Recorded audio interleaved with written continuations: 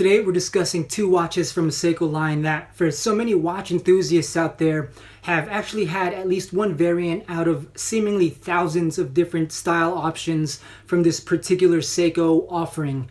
And of course, we're talking about the Seiko 5. Now today I'll be talking about a vintage Seiko 5 model that has a very rare dial design that I was lucky enough to acquire and experience, and the other being a newer model which is still available for you to own at a very reasonable price, which is one of the main reasons why Seiko 5s still have a ripe reputation amongst watch enthusiasts.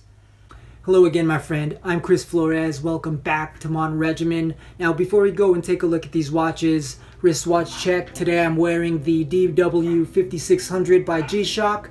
I'll be doing a review, of course, on that in an upcoming episode. But for now, let's get right to it.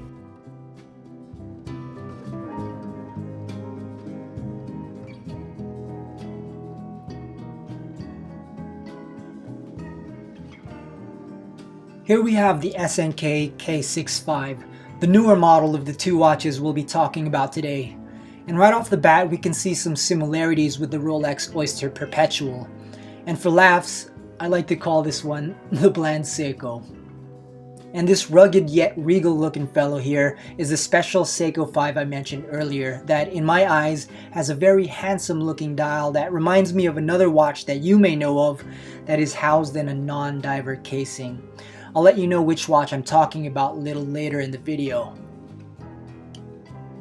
The SNK K65 on the left is 38mm in diameter, housing the historical 7S26 movement also found in the SKX series of dive watches.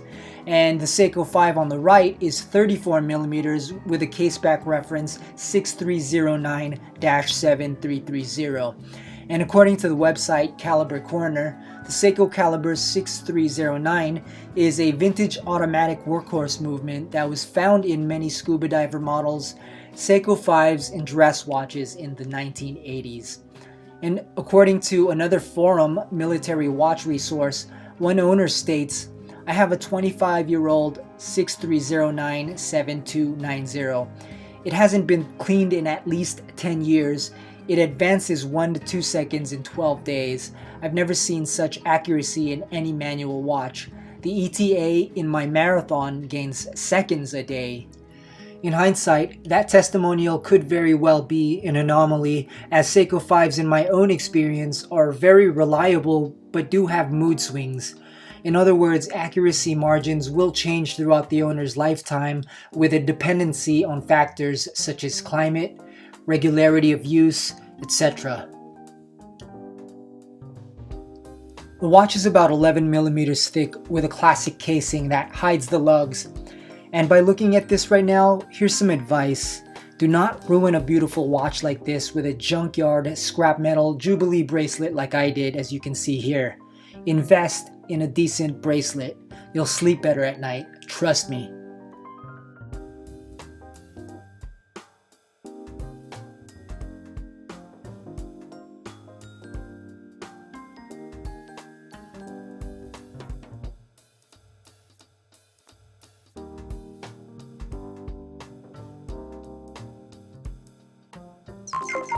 Enjoying the video?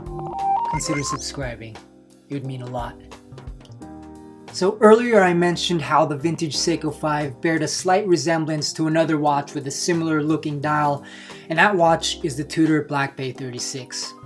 Now you can go ahead and roast me for the comparison, but trust me, I do know that these two watches are leagues away from each other in terms of complexities and craftsmanship. But as a graphic designer by trade, I simply speak of the visual first impressions such as the hour marks, the minute hands, and the simplicity of the dial, with the exception of the day-date complication on the Seiko 5. The 6309 movement holds more notoriety in diver form, where collectors are more receptive to the caliber when it was housed in the 6309-7040 or 7049, a 45mm vintage diver which predates the SKX. Now my SKX 013 on the right is 38mm, making it only 4mm wider in diameter than the Seiko 5 seen here. but it looks a lot bigger, and you can only imagine how big the 45mm 6309 diver would look. And from the time I've owned this watch, it's clocking in at about plus 7 seconds per day.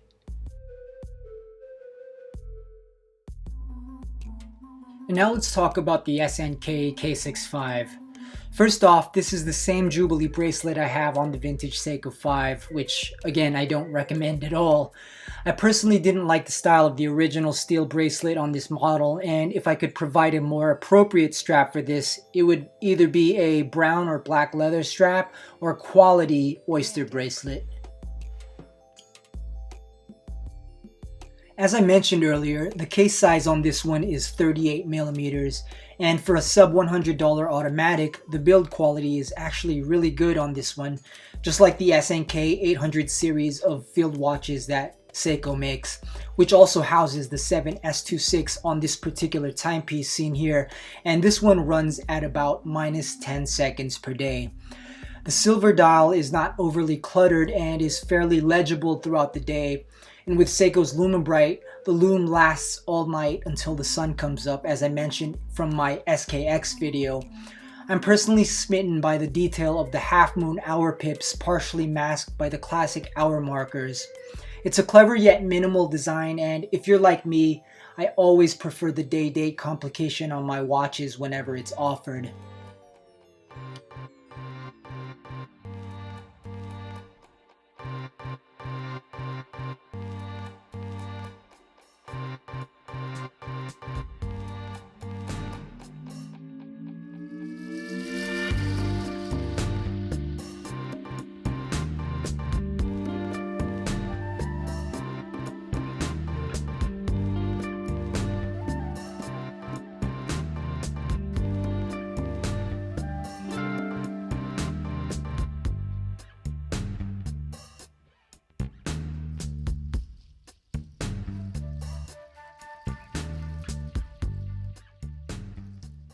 Another main difference between these two watches are the case backs.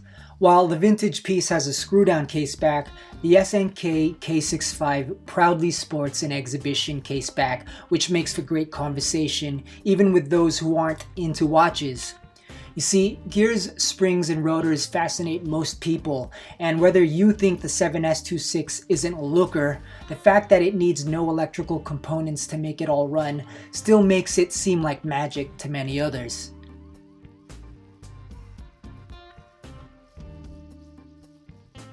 The newer Seiko 5 model has a case thickness of 12mm, which is just 1 unit thicker than the vintage piece. Both have an 18mm lug width, making it extremely easy to find a strap or bracelet of your choice. They're both very versatile pieces and can pretty much be your daily partner in crime. Seiko 5s just really make for great daily watches that don't break the bank.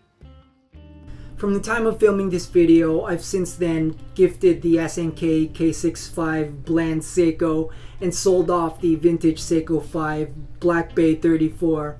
And it wasn't necessarily because I hated these watches, it was more so because I found it to be redundant to have two watches with the same movement, the 7S26, which was in my SKX 013, as well as the SNK shown here in this video. And the vintage Seiko 5 I sold because it didn't get enough wrist time, and I prefer to have watches get more wrist time than box time. If the SNK K65 is a watch that ticks all the right boxes for you, especially when it comes to the price point, I went ahead and left a link down below for you to check it out. Any purchases made from that link will help the channel even just a little bit. But more importantly, if you found any value in this video or any of the videos you find on the channel, I encourage you to subscribe and comment down below. And also let me know what you think of the Seiko 5s I've introduced on this video. And if you own any Seiko 5s, let me know what model you own. I'm always curious to know what models are out there because there are just so many to choose from. And as always, thanks for hanging out here at Modern Regimen. I'm Chris Flores, and please remember to always follow your regimen.